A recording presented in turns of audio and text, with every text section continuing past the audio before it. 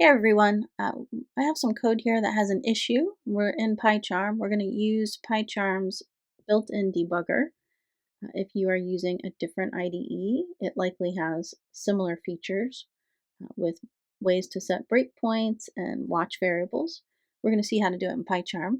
So I'm setting nums equal to a list, 2, 3, 4, 5, 6, and then I take nums and I send it to count evens, which should be counting the number of evens that are in here. If I look, I see I have 1, 2, 3, so it should be saying 3 as the answer. Here I print whatever the result is, what's returned, and it's printing 2 instead of 3. So there's an issue. I could use old school debugging where I throw some print statements in here, and that always works, which is great. So if you're in an IDE that doesn't have debugging tools, you can still use print. But we want to look at the debugging tools. In particular, I mean, obviously there's something wrong in here, right? Because it's count even, that's returning the wrong answer. I could set a breakpoint here, so whenever I go into this function, it stops. I'm thinking maybe the issue's in the loop, so I might put the breakpoint in the loop instead. I mean, all I'm doing out here is setting count to 0. That seems not problematic. It's probably something in the loop. I could break here, or I could break here. This should break at the beginning of the loop, and then if I want to step, because I'm breaking at the loop, I can step more quickly, but I'll show you that in a moment. Let's just put a breakpoint here. Now if I run, instead of doing this one, I'll do this one that has the bug, right? I'm going to debug main. If I run, I see that it doesn't output anything yet because I've stopped here on this line. I see that it's setting, or it's keeping track of count for me automatically, and count is being set properly to 0. See, this keeps me from having to do a bunch of print statements, right? Because it basically prints all of them for me in this area. Numbers is equal to what I would think, so it looks like it's getting transferred properly to the function. I can either click this, which will make the program run until the breakpoint again. So basically it'll go through this whole loop quickly and come back up. Or I have two choices, stepping over and stepping into. Stepping over and stepping into will basically do the same thing unless the thing I'm about, the line I'm on, is a call to a different function. In that case, stepping into will jump me over to that other function and let me step through that and then come back. If I do step over, it'll just call that function, get the value that it returns, and continue on in the current function I'm in. We're not actually, it doesn't really matter which one we do because we're not calling any other functions in these lines. So I'm just going to do this one. I'll step over. Okay, so this says numbers I, mod 2, and it's asking does it equal 1. You can actually add your own watch values, because numbers I, what should that be? That should be numbers, and then location I, which is 0, so it should be 2. But I can verify that. I can actually add this as something I watch officially. So it's a way to add a print statement basically on the fly, which is kind of handy. And then if I want to actually officially watch this, I can click here. So this, it'll keep telling me what it is. It's like I added the print statement, like I said. It's telling me the numbers I is 2, which is just what I thought, so that's good. I'm going to do a step. Actually, you should try to anticipate what it's going to do next. That way you can easily see when it doesn't do what you think it should do.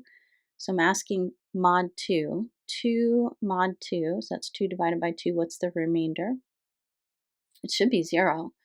0 does not equal 1, so it's not going to go in here and count this number, but it's an even number, and it should count that number.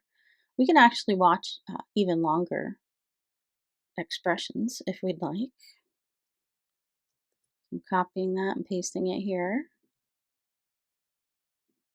So it tells me I'm correct in my mod 2 thinking it is a remainder of 0. That does not equal 1. I could even watch that whole expression if I wanted to.